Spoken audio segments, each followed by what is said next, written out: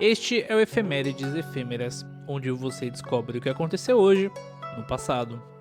Em 14 de dezembro de 1883, começou a história do grande mestre do Aikido. Morihei Ueshiba nasceu na província de Wakayama, no Japão. Quando era criança, ele sofria com doenças e, para fortalecer o corpo, começou a praticar natação e sumô. Mais velho, ele estudou aritmética em uma escola de ábacos e passou a trabalhar como funcionário de impostos. Mas ele se sentia insatisfeito e, em 1901, se mudou para Tóquio para estudar diversas artes marciais. Ele foi convocado para servir no exército durante a Guerra Russo-Japonesa em 1903. Serviu na linha de frente e foi promovido a sargento, onde ficou por 4 anos. Em 1910, ele se mudou para a ilha de Hokkaido, no norte do Japão, em uma época que o governo incentivou a criação de assentamentos na região. Lá, ele ajudou a fundar uma vila em Shirataki. Foi lá que ele conheceu Takeda Sokaku, o principal mestre do estilo antigo Daito Ryu Aiki Jujutsu. Morihei se tornou discípulo de Takeda e passou a focar seu treino no Aiki, que é a canalização da energia interior, conhecida como Ki.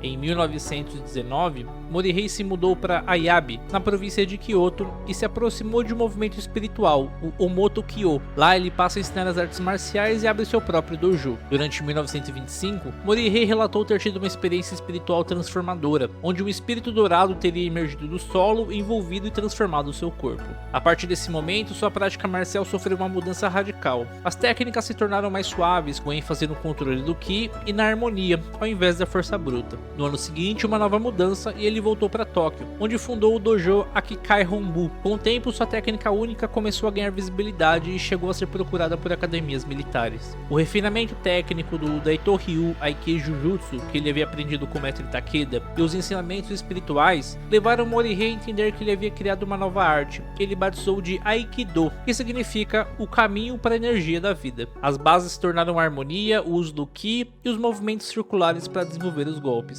Em meio à declaração de guerra com os Estados Unidos, Morihei se mudou para Iwama, onde construiu um dojo ao ar livre e um santuário espiritual. Desde então, ele passou a dedicar à divulgação do Aikido. Em 1969, ele adoeceu durante um treino em decorrência de um câncer de fígado e faleceu em 26 de abril daquele ano.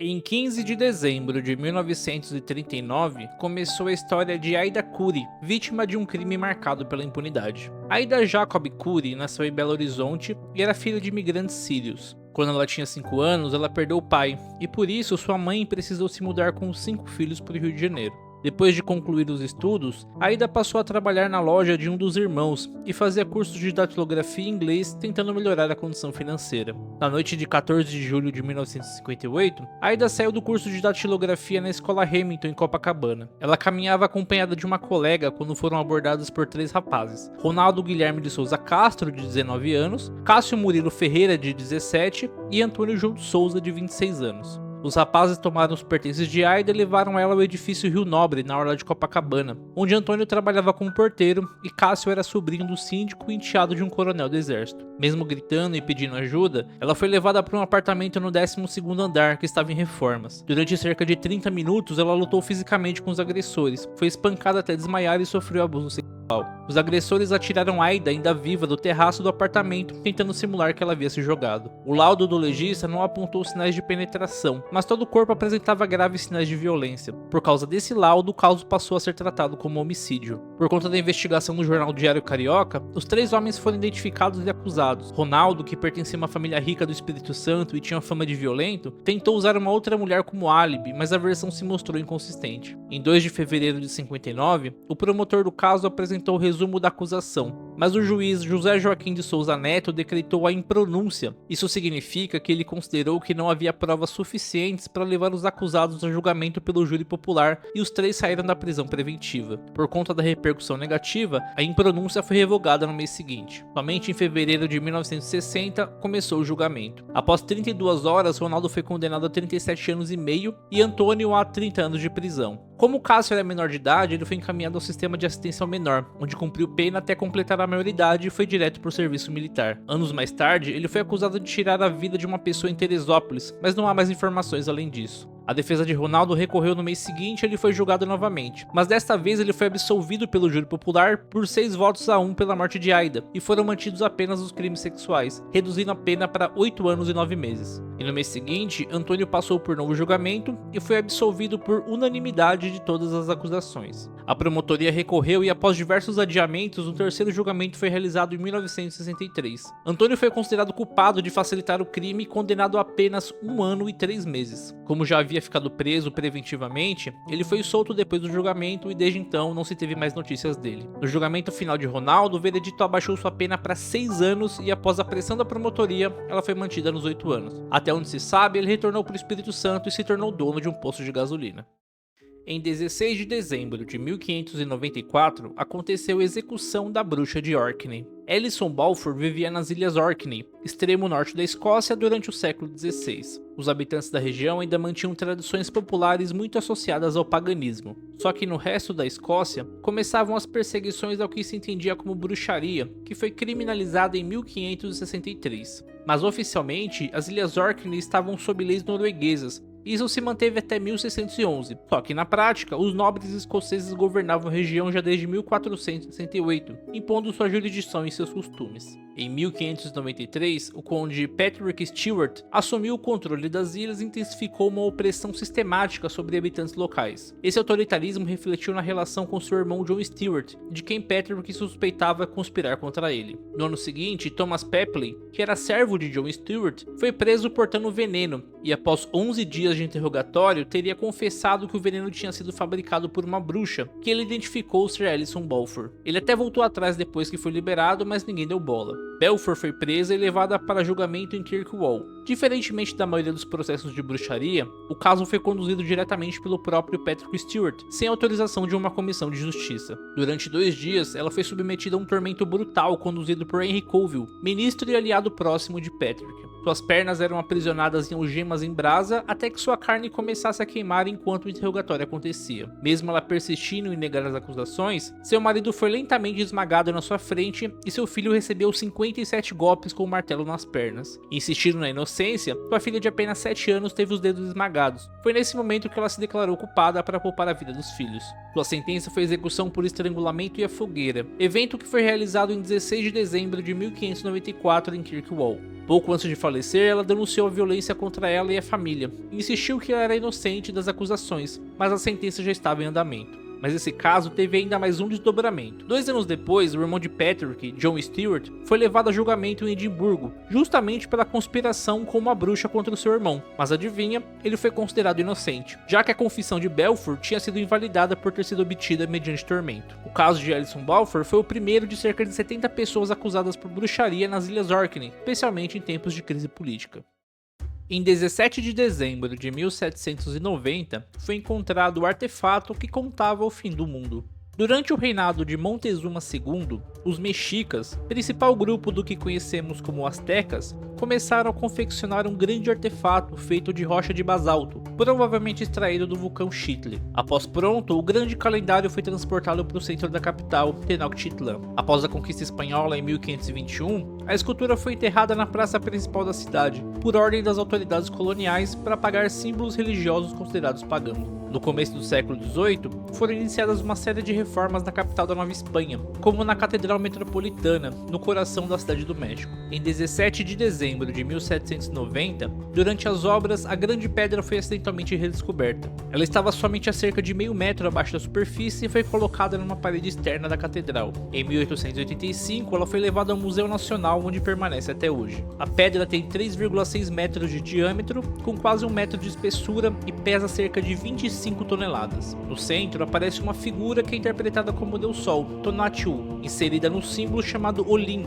que significa movimento, e juntos simbolizam o quinto sol, que na visão asteca representa o tempo presente. Essa figura central segura 2 corações nas mãos e sua língua é retratada como uma faca de obsidiana utilizada para sacrifícios. Isso remete à ideia da necessidade de sacrifícios para garantir o movimento do sol e a continuidade do mundo. Ao redor dessa figura há 4 quadrados, cada um representando uma era anterior. Tem a era encerrada pelo jaguar, pelos fortes ventos, pela chuva de fogo e pelas inundações, onde os humanos foram transformados em peixes. Esses 4 quadrantes mais o quinto sol, que está no centro, representam a mitologia da criação e destruição do mundo, que para os astecas acontece de forma cíclica. Fora desses quadrados, há anéis com símbolos de dias, correspondentes aos 20 dias de cada mês asteca. Outro anel mais externo inclui representações das semanas, ou ciclos menores, e há elementos que evocam os raios solares e serpentes, símbolos do tempo, da jornada do sol e da cosmologia mexica. Embora o artefato seja chamado de calendário asteca, ele não funcionava necessariamente como um método para consultar o tempo presente, como fazemos com nossos calendários. Ele tinha mais a função simbólica e cerimonial do que prática. Para isso, os astecas possuíam um Tonalpohualli, um calendário de rituais com 260 dias. Ele consistia em 20 signos divinos combinados com 13 números, que se combinavam em ciclos contínuos. Tinham também o Xilpohualli, que era o calendário civil e para a agricultura.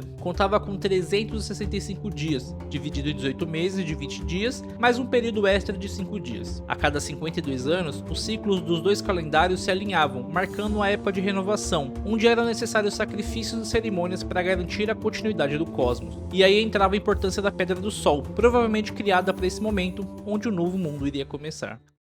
Em 18 de dezembro de 1982, terminou a história do nazista que era amigo dos ditadores da América Latina. Hans Ulrich Rudel nasceu em 2 de julho de 1916 em Konradswaldau, então Império Alemão. Após concluir os estudos, ele entrou para o serviço militar e em 1936 ele ingressou na Luftwaffe, a Força Aérea Alemã. Com o início da invasão à União Soviética na Operação Barbarossa, Rudel intensificou sua atividade no fronte oriental, como piloto de bombardeiro, e ficou famoso na Força Aérea após afundar o encouraçado soviético Mahat. Ele atuou em 2.530 missões e recebeu diversas condecorações durante o conflito. Após a Batalha de Berlim, Rudel se esforçou para se entregar aos Estados Unidos, pois sabia que não iria sobreviver caso os soviéticos o capturassem. Em 1946, ele foi libertado e 2 anos depois conseguiu fugir para a América do Sul, usando documentos falsos e se estabelecendo em Buenos Aires, com o nome de Emílio Meyer. Na Argentina, ele se tornou amigo e conselheiro do então presidente Juan Perón e se aproximou também do então general paraguaio Alfredo Stroessner.